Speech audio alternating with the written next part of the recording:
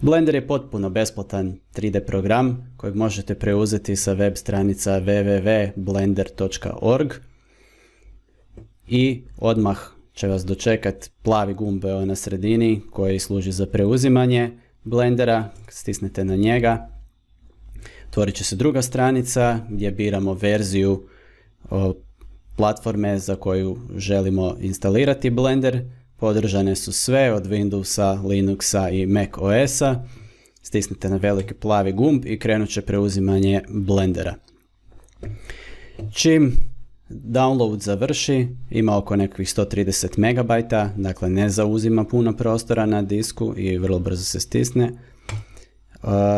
na Run gumb i pokrene se instalacija Blendera koja je poprilično isto jednostavna. Uglavnom stišćemo samo tipku Next, kvačica, Next, Next, Install.